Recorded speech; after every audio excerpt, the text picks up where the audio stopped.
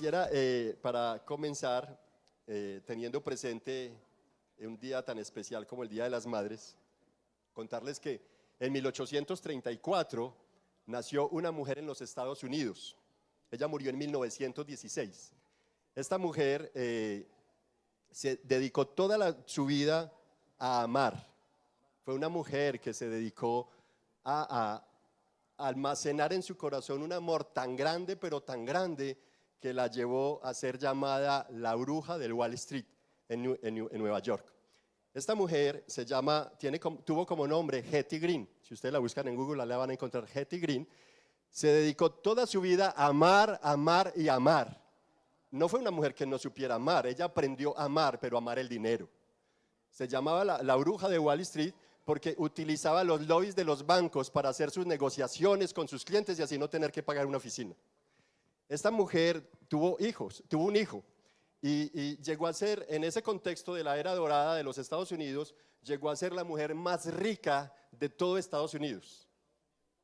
Hetty Green tuvo un hijo y por amor, por el puro amor a su dinero, permitió que le tuvieran que disponer de una pierna, dado que a este joven se rodó por las escalas de su casa, lo llevó al hospital público y uno de los médicos apenas se dio cuenta que era una señora adinerada, le dijo al personal administrativo que le cobraran normalmente porque era una mujer adinerada. Ella puso problema porque era un hospital público y no tenían por qué cobrarle así, según ella, y prefirió dárselas de doctora y se llevó a su hijo a casa y ella misma hizo lo que pudo y al final al hijo le dio gangrena en la pierna y le tuvieron que disponer de su pierna. Y lo hizo por amor, pero por amor al dinero. Tenemos aquí una mamá antagónica entonces, la cual no sabiendo direccionar el amor a quien verdaderamente necesitamos amar, murió como pordiosera. Cuando murió en las calles la encontraron con un vestido negro de dama, de honor, que siempre llevó consigo y lo lavaba solamente de aquí para abajo, no se lo cambiaba. Y cuando murió y fue noticia, los vecinos se dieron cuenta que se trataba de una mujer que pasaba por las partes traseras de sus casas a pedir comida como una pordiosera. Cuando la policía encontró en sus vestidos un par de llaves, se dieron cuenta y buscaron la dirección a que pertenecía las llaves porque parece ser la tenía ahí.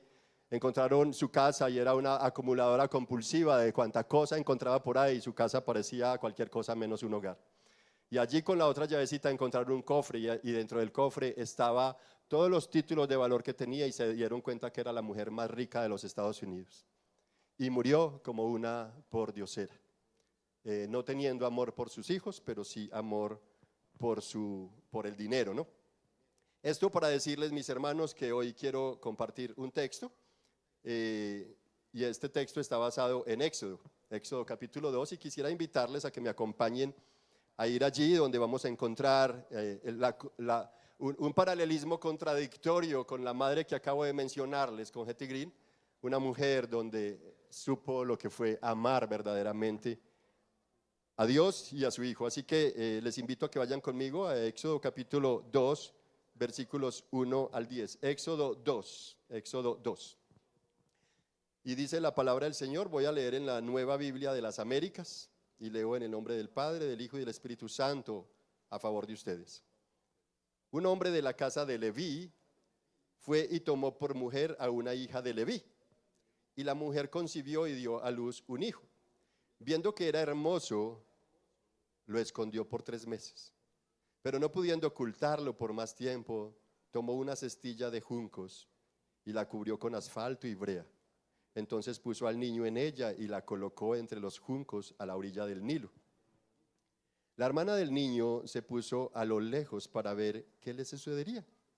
Cuando la hija del faraón bajó a bañarse al Nilo, mientras sus doncellas se paseaban por la ribera del río, vio la cestilla entre los juncos y mandó a una criada suya para que la trajera. Al abrirla, vio al niño y oyó que el niño lloraba. Le tuvo compasión y dijo: este es uno de los niños de los hebreos. Entonces la hermana del niño dijo a la hija del faraón: ¿quiere que vaya y llame a una nodriza de las hebreas para que críe al niño? Sí, ve, respondió la hija del faraón.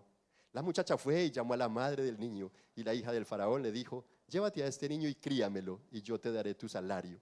La mujer tomó al niño y lo crió. Cuando el niño creció, ella lo llevó a la casa a la hija de faraón y vino a ser hijo suyo, y le puso por nombre Moisés, diciendo: pues lo he sacado de las aguas. ¿Qué tal si me acompañas a orar?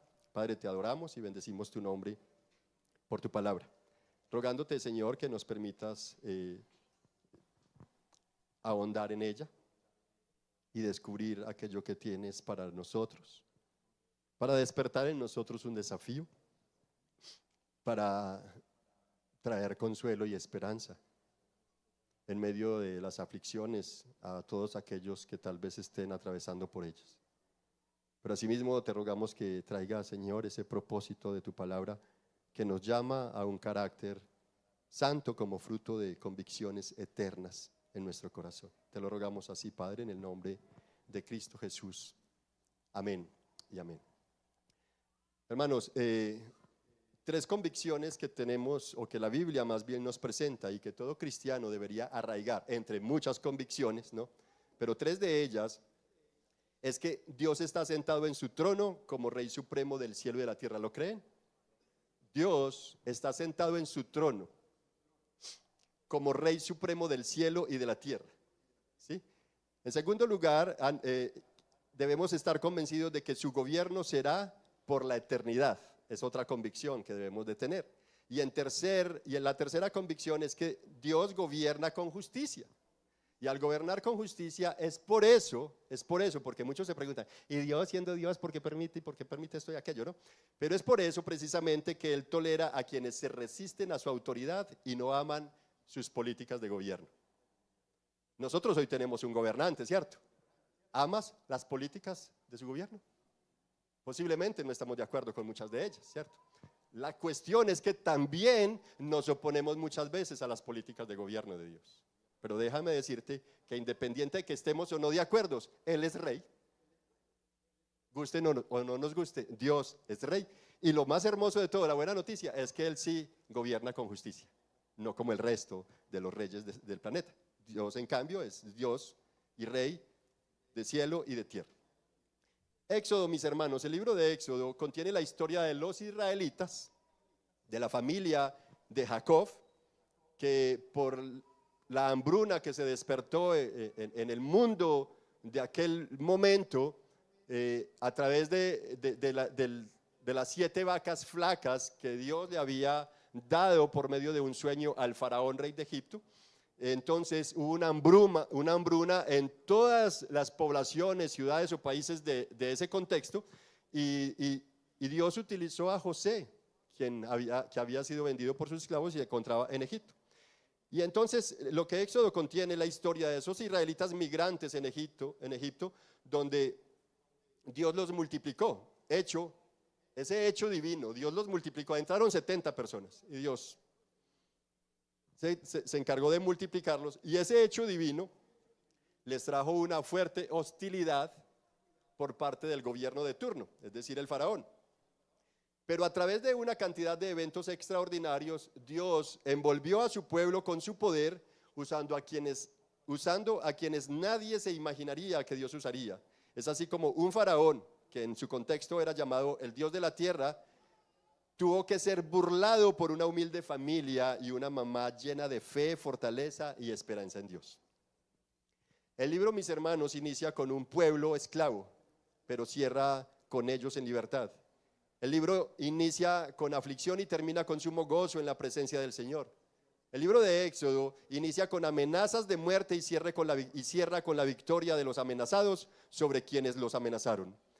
El libro comienza con un niño que desde su nacimiento fue amenazado a muerte y ocultado como un delincuente, pero Dios lo hace el gran patriarca que libertó a Israel del mal de los egipcios para mostrar una sombra anticipada de lo que sucedería 1500 años aproximadamente después con otro niño, un niño que al final probó ser Dios hecho hombre, trayendo libertad y descanso para las almas hambrientas de justicia. Por eso este sermón, mis hermanos, que va a continuación, le he puesto como título: el descanso que todos necesitamos y especialmente una madre, ¿no? El descanso que todos necesitamos, especialmente una madre. Por ahí está el descanso que toda madre necesita. Y lo he estructurado en 3 punticos. El primero es el descanso que toda madre necesita es confiar en las promesas de Dios. 1, 2, ver a la manera de Dios. Y 3, abrazar la voluntad de Dios. Otra vez, el descanso que todos y en especial las madres necesitan es 1, confiar en las promesas de Dios. 2, ver a la manera de Dios. Y 3, abrazar su voluntad. El no abrazar su voluntad nos trae consecuencias. Y inicio con el punto número 1. Confianza en las promesas del Señor. Y como ustedes observaron en el versículo número 1 de nuestro pasaje, encontramos un hombre de la casa de Leví. Para quienes no tienen en cuenta qué es esto, Leví fue uno de los hijos de Jacob, uno de los 12 patriarcas, ¿sí? Y una de las 12 tribus, la tribu de Leví. Los levitas eran los encargados de la adoración en el templo, en la casa de Dios. Al igual era entonces un pueblo, una tribu sacerdotal. Y lo que vemos aquí es que un hombre de la casa de Leví fue y tomó por mujer a una hija de Leví. Y la mujer concibió y dio a luz un hijo. Viendo ella que era hermoso, ¿qué hizo? Lo escondió por 3 meses. Por lo menos este texto nos está mostrando a la mamá, está haciendo una alusión solamente a la mamá. No obstante, Hebreos capítulo más relevante en ese contexto, para quienes de pronto se preguntan, ¿y por qué tuvo que esconderlo por 3 meses? Pues resulta que como Dios había multiplicado el pueblo de Israel en Egipto, entonces el nuevo faraón, después de José, entiende que debe cuidar la economía de su gobierno, de su país, que debe cuidar a sus conciudadanos y por ende necesita entonces evitar que una raza de migrantes israelitas se multiplique cada vez más y más en su país, porque al final del camino resultaba en amenaza para su propia patria.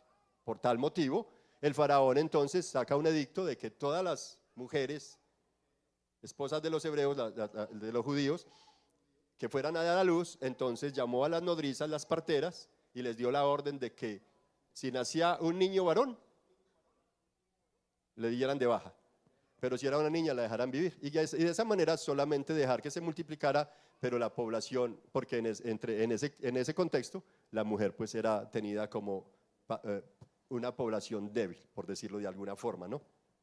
Cosa que no es así, y que Cristo mismo vino a devolverle el mismo valor y la dignidad que la mujer se merece. Ahora, ¿de quién se trataba? ¿Quién era esta mujer, no? De la esposa de este hombre. ¿Quiénes eran?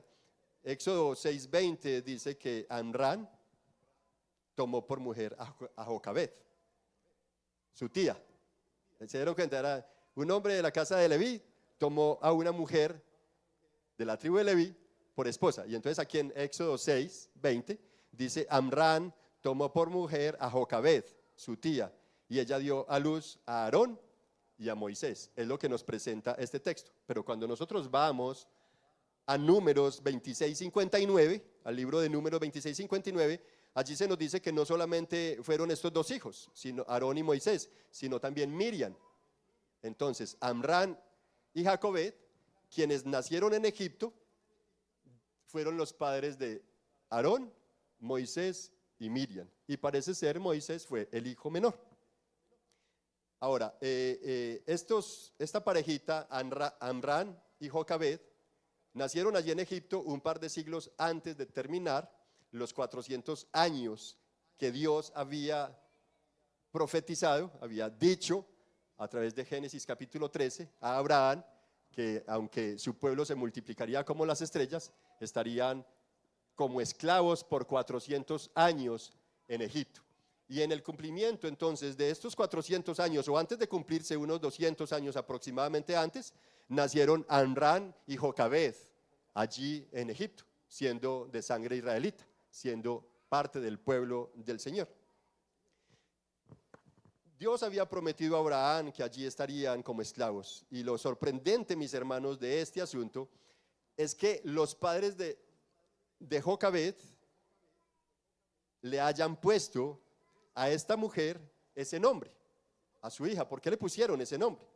Y digo que es relevante precisamente porque esto indica que pese a los años de estar bajo esclavitud en tierra extranjera, donde el dios de aquella tierra era el faraón, donde había un sincretismo y una idolatría impresionante, y donde había una deidad terrenal más que una deidad celestial. Sin embargo,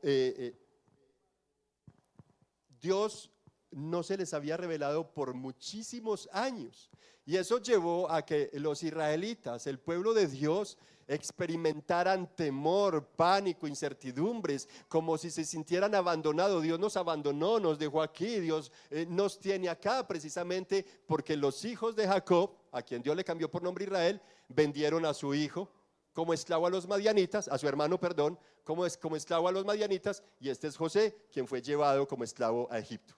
Entonces, a raíz de eso había una incertidumbre, había temor. ¿Y cómo es que en medio de ese contexto idolátrico, donde pareciera ser Dios no se volvió a acordar de ellos, no volvió a darle su mano, por decirlo de alguna manera? ¿Cómo es que estos padres están colocándole ese nombre a esa mujer? Y es que sus padres estaban confiando en las promesas de Dios. Eso es lo relevante, que en medio de un contexto hostil, donde pareciera ser Dios se olvidó de ellos, ellos están confiando en las promesas del Señor. ¿Por qué lo digo? Porque el nombre Jocabed, su hija, indica que la gloria de Dios estaba con ellos. Eso significa Jocabed, Dios de gloria, o la gloria de Yahvé, la gloria de Jehová, la gloria de Dios. Jocabed, la gloria de Dios. Ahora, no hay nada que dé mayor descanso al corazón humano que confiar en las promesas de Dios. Por eso, como Jocabed, todos, y especialmente las mamás, necesitan conocer, todos necesitamos conocer y creer que las promesas del Señor nos conducen ¿a dónde? A su gloria. Las promesas del Señor conducen a la gloria del Señor, pero la desobediencia al Señor te conduce a la lejanía del Señor. Si te das cuenta, cuando tú no pones tus ojos, tu mente, tu corazón en las promesas del Señor, entonces tú tranquilamente vas a hacer algo con el Señor. ¿Qué? Alejarte de Él, resistirte a su autoridad, a sus leyes y a su sistema de gobierno. Tú no vas a amar a Dios ni las cosas de Dios. Pero cuando confiamos en las promesas de Dios, esas promesas de Dios nos acercan a la gloria de Dios. Por eso, como Jocabed, todos, especialmente las mamás, necesitamos conocer y creer las promesas del Señor que nos conducen a su gloria. Y por eso, precisamente, uno de los textos que corresponde a las lecturas de hoy, y que lo cantamos ahora en la segunda canción, creo que fue la segunda canción, si no estoy mal, o tal vez la tercera, tiene que ver con Romanos capítulo 1, ¿cierto? Y es que no me avergüenzo del evangelio, porque es poder de Dios para salvación a todo aquel que cree. Romanos 1:17.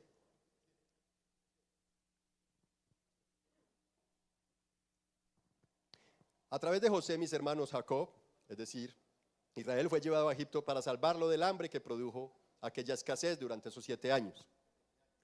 Allí, durante 400 años, ellos soportaron maltrato, abuso, y muchos pudieron imaginar entonces que Dios no se interesaba en ellos, que por lo que habían hecho a su hermano José, el Señor no los libertaría. Y bajo ese escenario de tristeza, profundas angustias, los papás de Jocabed confiaron en las promesas de Dios, lo adoraron y evidenciaron su fe. Esa misma fe la obtuvo también Jocabed al ver en su hijo la promesa del Señor. Por eso ella lo protegió. Entonces, ¿cuál fue el motivo por el cual Jocabed protegió al niño? Que ella vio en su niño las promesas del Señor. Sí, pues es más o menos lo que podríamos decir. Y esto para terminar nuestro primer punto. Sí, el descanso que toda persona y especialmente una madre necesita es ¿cuál? Confiar en las promesas de Dios. Y con esto vamos a nuestro segundo punto. El segundo punto, mis hermanos, es ver a la manera de Dios. El descanso que toda persona necesita, y especial las madres, es ver a la manera de Dios y no a la manera del mundo. En Egipto, los judíos permanecían en constante vigilancia.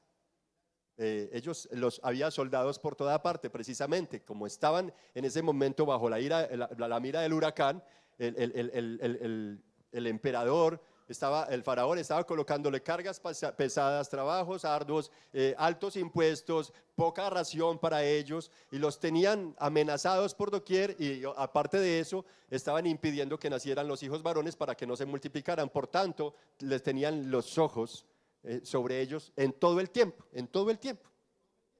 Y es particular entonces como en 1:15 al 16 es donde dice que el rey había dado orden a las parteras de las hebreas, una de las cuales se llamaba Cifra.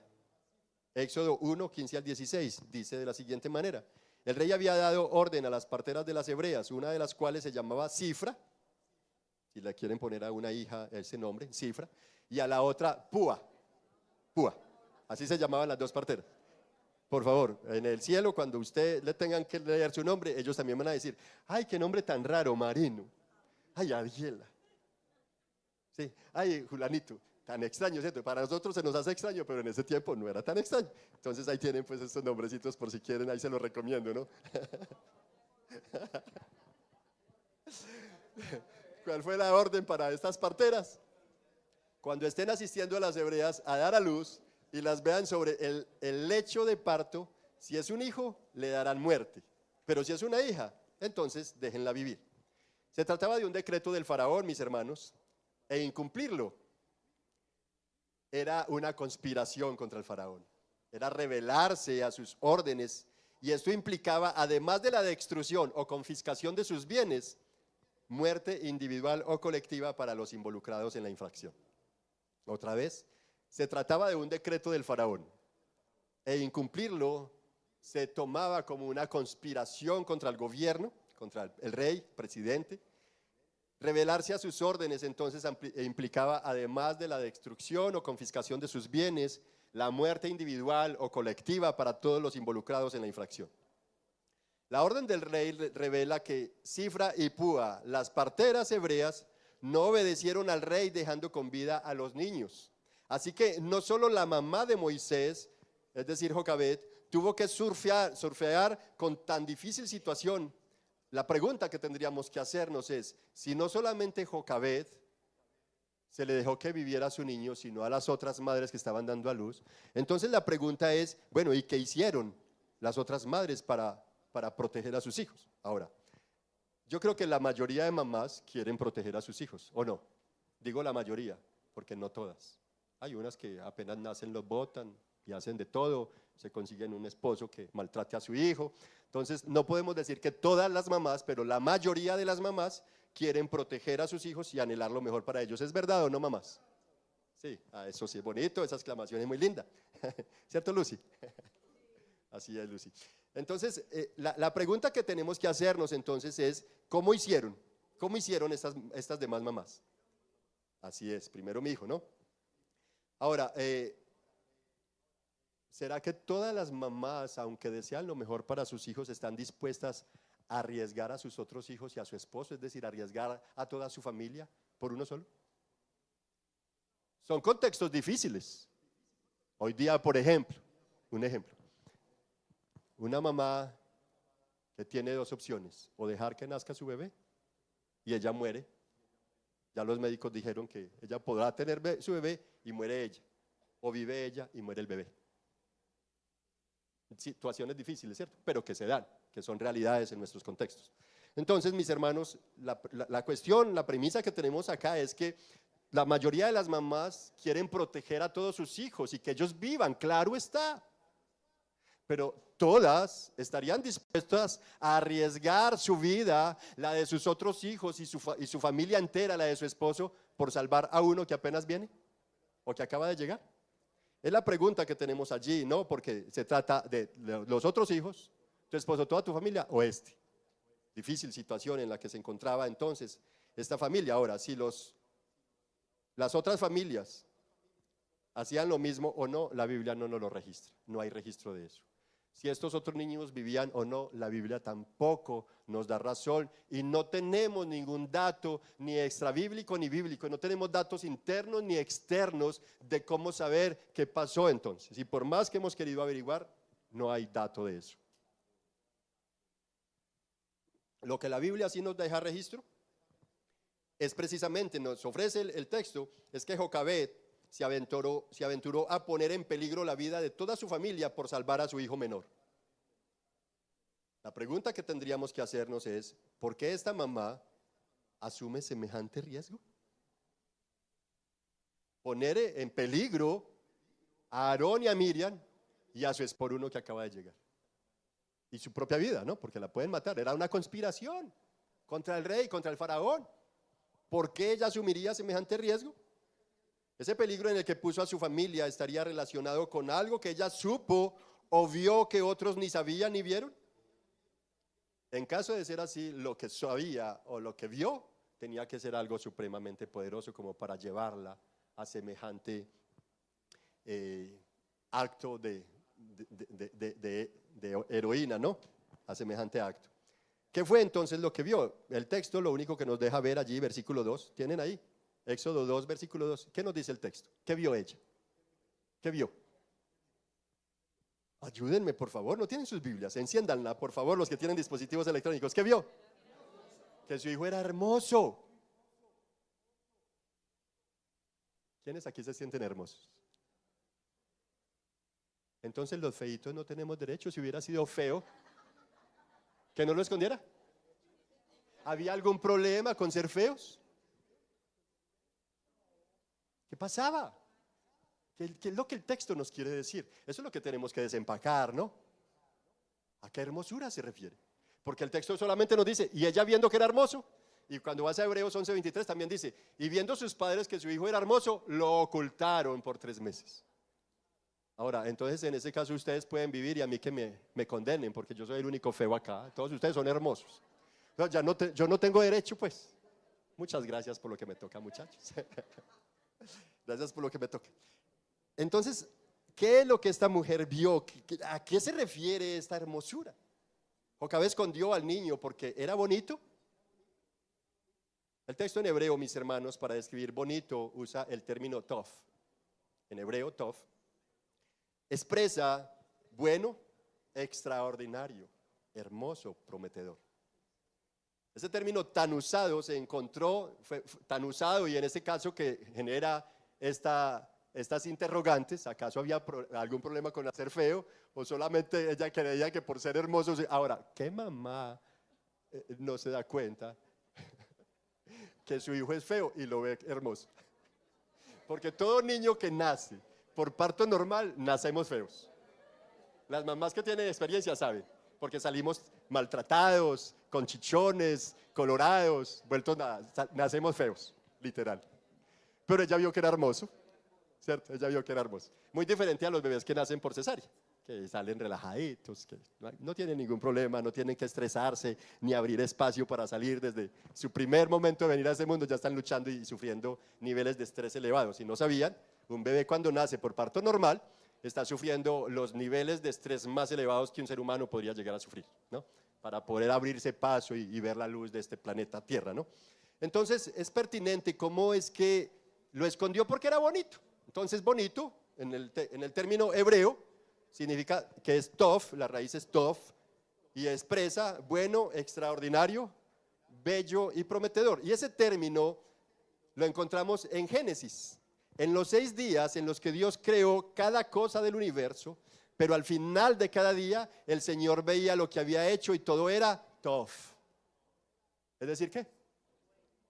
Bueno, hermoso. Entonces, ¿cuál era la hermosura que ella estaba viendo allí? Que lo que Dios hizo era prometedor. Ella estaba viendo la gloria de Dios.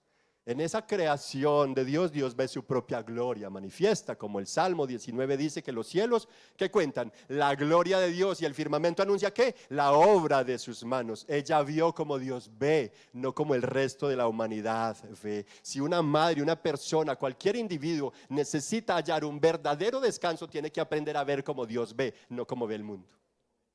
Como cristianos, hermanos, estamos permeados por las corrientes de este mundo. Y necesitamos aprender no solamente a confiar en las promesas de Dios, sino aprender a ver como Dios ve. Amén. Esto explica entonces que la hermosura que Jocabe vio en el niño fue más de la hermosura o que de la hermosura que nosotros observamos, no esa hermosura física, de imagen, de apariencia, la cual todos quieren mostrar en las redes sociales hoy día, porque no montamos una foto fea de nosotros, montamos lo más maquilladito, sí, filtros. Estamos puras fachadas, puras máscaras de nosotros. De eso están. ¿Usted quiere ver máscaras? Vaya hacia las redes sociales de sus hermanos, para que miren máscaras. En vez de utilizar las redes sociales como un medio maravilloso para la extensión del evangelio a nivel mundial, estamos extendiendo o usando las redes sociales para mostrar las máscaras de cada uno de nosotros y nuestros ídolos que llevamos por dentro. Eso es lo que estamos haciendo. Cuando dice la palabra que la venida del Señor será cuando todo el mundo conozca el evangelio. Y si tú eres cristiano, ¿qué necesitas hacer con las redes sociales? ¿Negociarla? ¿Mercadear con ellas? ¿O usarlas para la gloria del Señor? Verlas como ve Dios. Si nosotros vemos como ve Dios, usemos bien aquellos recursos que nos dio y no va a ser como el pueblo de Israel cuando le entregaron la tierra de Canaán. ¿Qué hicieron con la tierra de Canaán? Mercadearon y hoy por hoy todavía se la disputan y se matan por ella. Y uno de los propósitos era para que las demás naciones que tenían que cruzar sí o sí para adquirir sus recursos, conocieran que hay Dios en Israel y que ese es el Dios verdadero y soberano, como nos lo predicó nuestro hermano Ulises el domingo. Así que entonces, mis hermanos, este término es usado para entender que esta mujer estaba viendo como Dios ve, no como el mundo ve. Por tanto, ella junto a su esposo y sus otros hijos, Jocabe confió en el obrar de Dios, por eso no hubo temor, mirar o saber cuándo estoy pasando la raya. Bueno, el apóstol Pablo nos dice en Romanos capítulo 12, versículo 2, bajo un imperativo, ¿no? Una orden, y es cual, no amoldarnos a las costumbres o corrientes de este mundo. Más bien, dice el apóstol Pablo, transformaos por medio de la renovación de vuestro entendimiento, para que podamos conocer cuál es la voluntad de Dios buena, agradable y perfecta. Así que la respuesta a ese interrogante que usted hace, ¿y cómo conocer la voluntad de Dios? Es porque estás amoldados a las corrientes de este mundo. ¿La Biblia lo responde o no? La manera de conocer la voluntad de Dios buena, agradable y perfecta es ¿cuál? No amoldarnos a las corrientes de este mundo. Entonces, a tu pregunta, ¿por qué es que no puedo conocer la voluntad de Dios? Respóndase, ahí está la Biblia. Mis hermanos, el apóstol está diciendo, sino ser transformados mediante la renovación de nuestra mente. ¿Cómo se puede renovar la mente? Si tú tienes un hijo que lo contaminaron en el colegio y ahorita está consumiendo y tal vez entregado al consumo no solamente de estupefacientes, sino también de pornografía, entonces tú quieres renovar la mente de tu hijo, ¿sí o no? ¿Cómo crees que ve Dios tu mente? Tal cual, o peor. ¿Necesitas renovarla, sí o no? La iglesia necesita renovar la mente. ¿Y cómo la va a renovar? Por medio de la palabra del Señor, conociendo las promesas del Señor y confiando en ellas. Y viendo como Dios ve. Y conociendo su voluntad para poder abrazarla. Ahora, tú puedes conocer la voluntad de Dios y hacer dos cosas. O como Joacín, o como Jocabe. Sépalo y entiéndelo que para ambos vendrán resultados.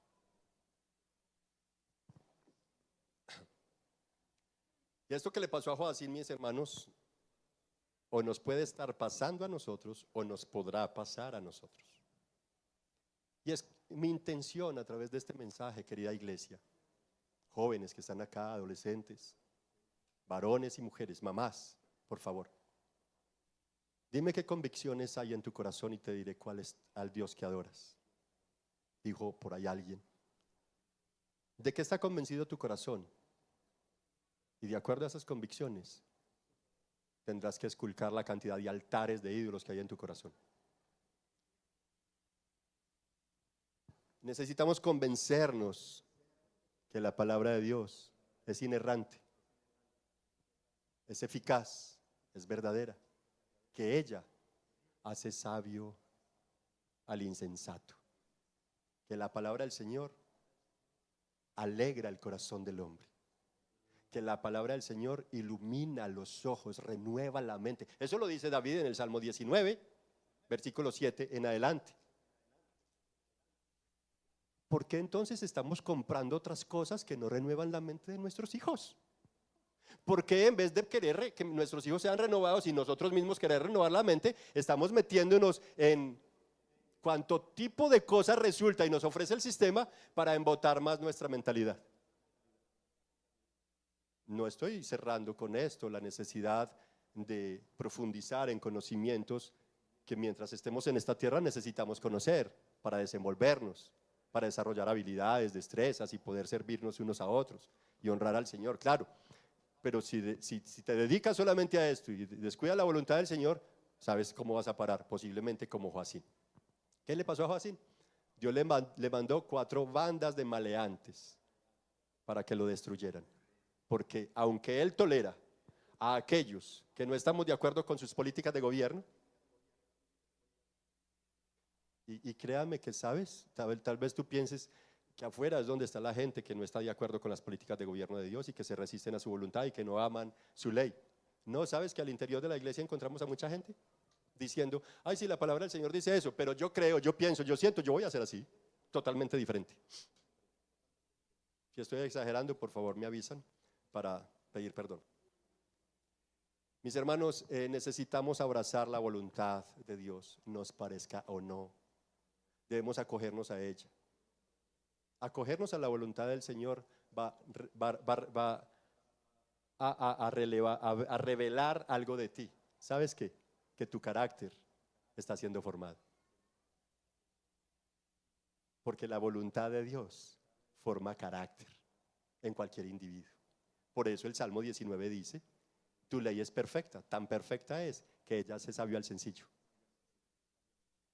y restaura la conciencia y el alma. Eso dice el versículo 7 del Salmo 19. Así que mis hermanos, sea que la conozcamos o no, necesitamos sí o sí abrazar la voluntad del Señor. Tú podrás entenderla, podrás ver la voluntad de Dios, pero si tú no la abrazas, entonces no vas a poder disfrutar las consecuencias de esa voluntad buena, agradable y perfecta, sino que vas a tener que sufrir unas consecuencias muy nefastas. Si quieres le tocas a la oficina de Joacín y le preguntas a ver cómo le fue, ¿cierto? Mis hermanos, en cuanto si la conocemos o no necesitamos abrazarla, ¿te imaginas cuánto más al conocerla? Y yo sé que muchos aquí ya conocen la voluntad de Dios y adicional conocen la voluntad de Dios para tu vida y para tu familia. La pregunta es, ¿por qué no estás caminando en ella? Quiero que te lo preguntes, porque eso hace nada más. ¿Por qué estás haciendo esto si te dije que? ¿Cierto? Entonces, la pregunta es, ¿por qué no estás caminando en ella sabiendo que la conoces? Ahora, esa fue la convicción de Jocabé, por eso no tuvo problema en haber asumido semejante riesgo, que no comenzó en ella, sino en ¿quiénes? En las nodrizas. ¿Quiénes fueron las primeras aguerridas allí? Las nodrizas, las parteras, fueron las primeras que violaron el decreto del faraón, ¿cierto? Y luego seguido por ella, y luego seguido por Jocabé, ¿no? Por eso ella no tuvo problema en haber asumido semejante riesgo, que no comenzó en ella, sino en las nodrizas. Y en vez de cuestionarlas, porque yo sé que muchas dirían, y aquí en la iglesia, inclusive muchas veces se da, ay no, Julanito, ¿por qué está haciendo esto? Si la autoridad competente, la ley dice que esto y no se puede, entonces está desautorizando las leyes de Dios, porque toda ley sobre la tierra es puesta por Dios. Sí, eso es verdad y tenemos que respetarlas, siempre y cuando ellas no violen los decretos de Dios primeramente, porque está bien obedecer a Dios primeramente antes que obedecer a los hombres, y eso hizo Jocabé. Ella vio la gloria de Dios, ve como Dios ve, creyó en las promesas del Señor, por tanto, obró con temor delante de Dios antes que temerle al faraón. Entonces, en vez de ella cuestionarlas, esta mamá y su familia pensaron de una manera distinta a como piensa el común denominador de la sociedad. Ellas temieron a Dios antes que a las autoridades terrenales. Ellas tuvieron fe, confianza en el cuidado de Dios, en sus promesas y en su poder. Ellas no vieron la vida y las dificultades como las ve el resto de la humanidad. Ellas no tuvieron temor al faraón porque entendieron que por encima de las autoridades humanas está Dios gobernador del cielo y tierra, que gobierna sempiternamente y que gobierna con justicia. Por eso, esta familia, en especial Jocabed, no solo vio la hermosura particular, la gracia de Dios en el niño y lo ocultó hasta donde ella pudo. Luego, abrazando la voluntad de Dios, se despegó, lo entregó porque sabía que Dios es suficiente para cuidarlo mejor que ella, y se lo puso a Dios en una cestilla calafateada entre los juncos a la orilla del río Nilo. ¿Se dan cuenta la diferencia de lo que hizo Jocabed con su hijo a lo que hizo Hetty Green con su hijo cuando se le quebró la pierna? Y tal vez nosotros muchos estamos obrando como Hetty Green y no como Jocabed frente a nuestros hijos. Ezequías, mis hermanos, el profeta Ezequías, el rey Ezequías, clamó para que todos los pueblos, fue el texto que nos predicó Ulises la semana pasada, y que la mayoría de ustedes, quienes están en rebaños, profundizaron en él esta semana. ¿Qué hizo Ezequías? Clamó a Dios para que ¿qué? Para que todos los pueblos conozcan ¿qué cosa? No estuvieron en el rebaño, Ulises, se les olvidó la predicación, hermano. Se olvidó. Que Dios es grande, que Dios es poderoso, que Dios es Dios, que hay Dios en la tierra. Para que todos conozcan que tú eres Dios. Fue el clamor de Ezequías, ¿no? Pablo, entonces Ezequías, siendo rey, se dio cuenta que el único que podía salvarlos era Dios. Entonces clamó a Dios, se encomendó al Señor, encomendó la causa, la amenaza del otro rey, Senaquerib, del rey de Asiria, y encomendó todo esto a la causa del Señor. Y vio sus resultados. Pablo, lo vimos estas semanas en Hechos. ¿Qué hizo en la iglesia con los ancianos de Éfeso? ¿Los encomendó a qué? Hechos 20:32. ¿A qué los encomendó? Al mensaje de su palabra, ¿cierto? Los encomendó a Dios y al mensaje de su palabra, el cual tiene poder para edificar y para darles herencia con los santificados. Porque como dijo allí en Romanos 1, la palabra de Dios tiene poder para salvar a todo aquel que cree.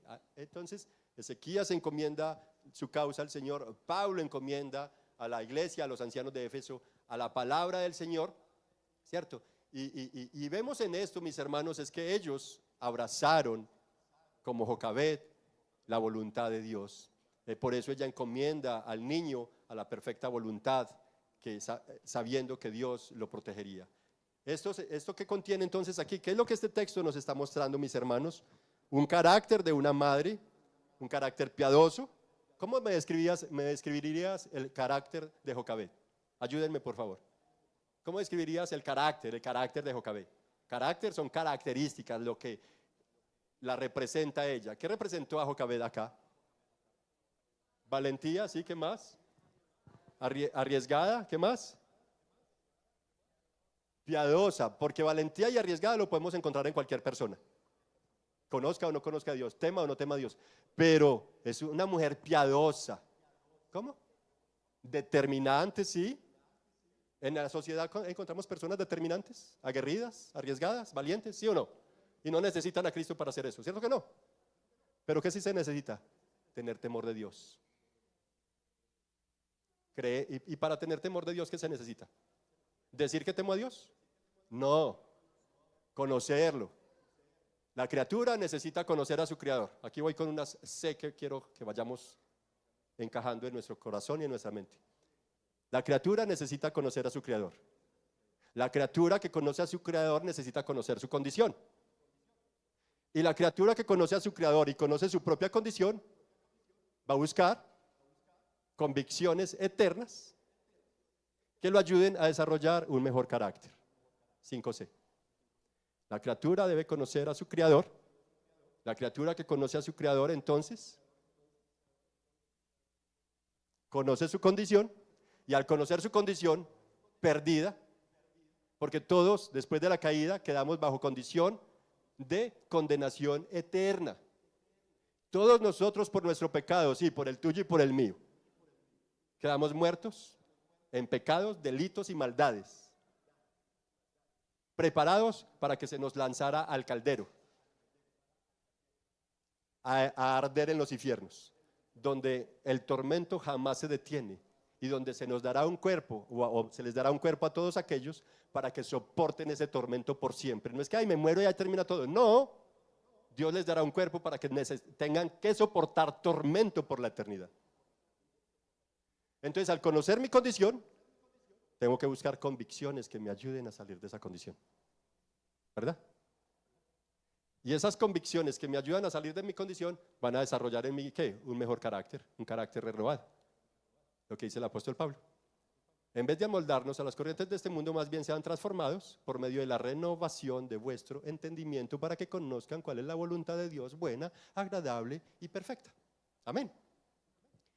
Mis hermanos, entonces, cuando Ezequías encomendó la causa al Señor, como resultado vio la manera como Dios mató a 185,000 asirios.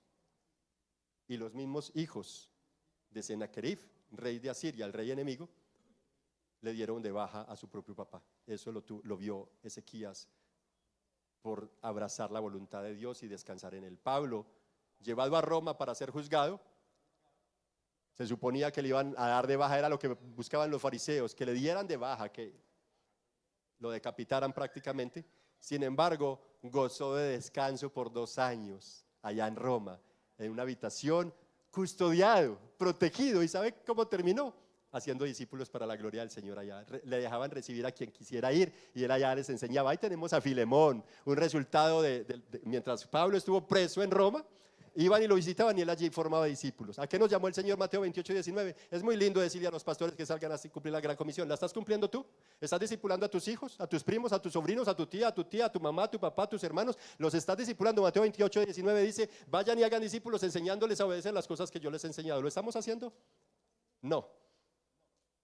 Ahí estamos, hermanos. Entonces, es importante como el resultado de estos hermanos es que Pablo termina haciendo discípulos y así terminó su ministerio haciendo discípulos. Y en cuanto a Jocabed, entonces, a Ezequías, Dios le da la victoria.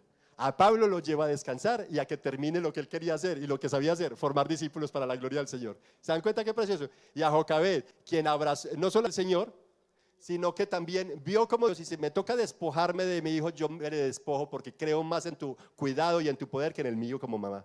Y se lo entrega a Dios en una cesta calafateada y lo pone entre las juncos de las orillas del río Nilo, y allá se lo entregó a Dios. ¿Sabe qué vio como resultado más adelante? Y se los dejo para que ustedes lo estudien después. Los versículos 5 en adelante muestran cómo Dios le devolvió a su hijo y se lo devolvió con premio. Le pagaban para que criara a su propio hijo y le mandaban de todo para que lo criara como el nieto del faraón. ¿Cómo te parece? ¿Cuál es mejor la voluntad? ¿La tuya o la de Dios? ¿Cuál quieres abrazar? Hermano, nadie podrá tener verdadero descanso sino en Dios. Como Moisés, amenazado desde su nacimiento, pero usado por Dios para liberar a Israel de la esclavitud de Egipto, también Jesús, en su nacimiento, estuvo expuesto a bacterias y gérmenes del establo lleno de animales, de orín y de excrementos. Además de ese riesgo, Herodes mandó matarlo porque era el niño que sería el rey de Israel, el Dios humanado. También Jesús fue perseguido y asesinado por las cortes religiosas, pero vino a este mundo por amor, murió por amor y resucitó para traer perdón, para traernos libertad y descanso verdadero. Jesús, mis hermanos, nos otorga la libertad que solamente en Él podremos alcanzar de verdad para nuestra conciencia, y por Él seremos victoriosos. Como Jocabed, tendremos esperanza en Cristo, que sí o sí seremos victoriosos en Él. Y así nos quiten nuestros hijos, así estemos pasando por aflicción, así pase esto o aquello, o así le quiten los padres a los hijos, mis hermanos, sí o sí la promesa del Señor se cumplirá, la voluntad del Señor. Y nadie podrá tener verdadero descanso sino en Él. Jesús, mis hermanos, no solo vio sufrir a Jocabed, porque Él lo ve todo. Eso se llama la doctrina de la providencia de Dios. Providencia, ver las cosas anticipadamente. La doctrina de la providencia. Dios vio lo que Jocabed iba a tener que enfrentar. Dios vio su sufrimiento, pero también vio su fe. Vio que ella veía la manera de Dios. Entonces, así como Jesús vio el sufrimiento de Jocabed, también vio el sufrimiento de su madre María aquí en la tierra, ¿no? Pero también Él ve el sufrimiento de todos, tanto de adultos como de adolescentes, jóvenes, Dios ve el sufrimiento que tenemos los hombres, los esposos, ve el sufrimiento que tienen las mujeres, Dios ve el sufrimiento de cada uno y busca que todos confiemos en su promesa, las cuales restauran el alma, alegran el corazón, traen luz a los ojos, hacen sabio al sencillo, como lo dice el Salmo 19. Por eso, mis hermanos, y especialmente mamás, la mayor herencia que tú puedes dejarle a tus hijos es que confíe en las promesas del Señor. Enséñales a ver cómo Dios ve y abraza la voluntad de Dios para que ellos al final la abracen. Los papás de Jocabed le pusieron Jocabed a su hija en medio de un contexto hostil donde parecía que Dios los hubiera abandonado. Y esa fe que tuvieron, que Jocabed quiere decir la gloria de Yahvé, esa fe luego da como resultado que Jocabed misma vea a su hijo Moisés en él reflejado la gloria de Dios y se toma el riesgo de esconderlo, así ponga en peligro a toda su familia, porque la misma fe de sus padres se llevó en su hija y luego su hija se lo transmite a Moisés. ¿Y quién fue Moisés? Un hombre de fe. ¿Cómo quieres que tus hijos hereden lo que tú no estás mostrando, lo que tú no estás abrazando? Y entonces decimos, ¿por qué este muchacho, por qué esta muchacha? ¿Qué testimonio estás dando como papá o como mamá? Mis hermanos,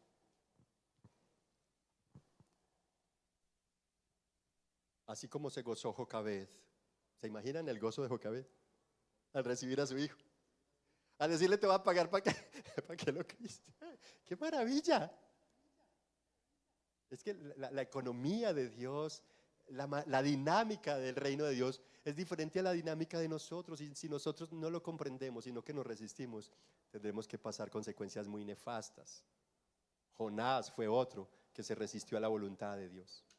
Y aunque no perdió su comunión con Dios, sí terminó en amargura. Corazón amargado, resentido, lidiando con un egoísmo bárbaro. Joacín, por oponerse a una disciplina que Dios estaba llevando a cabo con ellos, tuvo que soportar todas estas bandas de maleantes, destruyéndolos. Yo no quisiera ver que ustedes como familia, como pareja, estén siendo socavados sus finanzas, sus amores, sus ternuras. Yo no quisiera ver que el bienestar de ustedes esté socavado simplemente porque se están oponiendo a la voluntad de Dios. Por el contrario, yo anhelo que ustedes, mis hermanos, querida iglesia Redil Copacabana, y las personas que tal vez están escuchando o viendo por la transmisión, que confíen en las promesas del Señor. Que por favor le rueguen a Él para que les ayude a ver a la manera de Dios y no a la manera de la sociedad, y que podamos abrazar su voluntad. Y entonces, como Jocabed gozó al recibir a Moisés, Dios se goza en quienes abrazan su verdad. Por eso el apóstol Juan le dice allí a la señora amada en tercera de Juan, capítulo 1, verso 4, no tengo mayor gozo que este, oír que mis hijos andan en la verdad. Y es que conocer la verdad trae consigo libertad. Conoceréis la verdad y la verdad los hará libres. Y es que conocer la verdad es la única manera de que nuestra mente será renovada, porque Jesús dijo, santifícalos en tu verdad, tu palabra es verdad. ¿Quieres ser santificado, renovado en tu mente? Ven a la verdad del Señor, ven a las Escrituras. Jocabed, mis hermanos, fue una madre con conocimiento de su Creador. Tenía arraigada en su corazón convicciones eternas que la condujeron a desarrollar un carácter santo con el que pudo ver la gloria de Dios. Dios, mis hermanos, te llama a que le conozcas mejor, que arraigues las convicciones de las cuales las palabras del Señor nos llaman a arraigarlas en nuestro corazón, sus promesas, y de esa manera desarrollar un carácter con el que lo podamos glorificar. No que te estés resistiendo a Él, sino que estés descansando primeramente en sus promesas para que veas cómo Él ve y puedas abrazar su santa voluntad. Así que mi llamado a través de este mensaje, mis hermanos, es: sé un hombre, papá, esposo, soltero, estudiante, trabajador, empresario, quien quiera que sea. Sé un hombre que confía en las promesas del Señor. Si eres un joven adolescente, sé un joven o un adolescente. Si eres un niño, sé un niño para la gloria de Dios, confiando en las promesas del Señor. Si no las sabes, dígale a sus papás, porque ellos son los primeros responsables. Eso lo dice Deuteronomio 6. Que te dé a conocer las promesas del Señor, que te ayude a ver cómo ve Dios, sino como ve Él como un denominador de la sociedad, y que tú te ayude a abrazar su voluntad. Si eres una mamá, por favor, sé una mamá de fe, una mujer de fe, una señorita de fe. Sé una mujer, una señorita de fe, una mamá de fe, para que de esa manera juntos construyamos familias de fe para la alabanza eterna, no para la apariencia del mundo, sino para que juntos complazcamos al Señor, el Rey, que reina con autoridad, que su gobierno es sempiterno y que su gobierno es justo, que reina con justicia. Amén.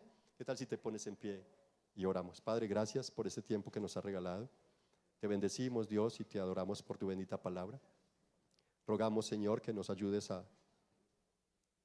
a esto que hemos visto, Señor, en este pasaje, y que en vez de resistirnos a tu voluntad, no solamente confiemos en los dichos de tu boca, en tu palabra, sino que también, Señor, podamos ver. Ábrenos los ojos, Señor, nuestros ojos espirituales, ábrelos, para que podamos ver como tú ves y no como nosotros vemos. Que frente a los problemas y dificultades veamos tu grandeza, tu gloria, tu poder, tus promesas, Señor. Y asimismo entonces ayúdanos a abrazar con gozo, con alegría de corazón, tu voluntad, aunque nuestra carne se resista.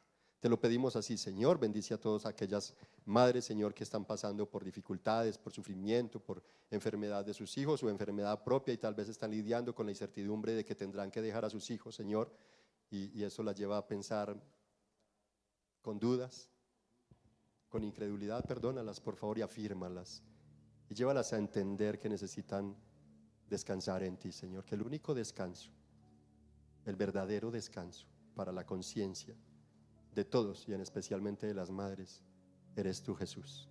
Te lo rogamos así, te bendecimos y te damos gracias. Amén y amén.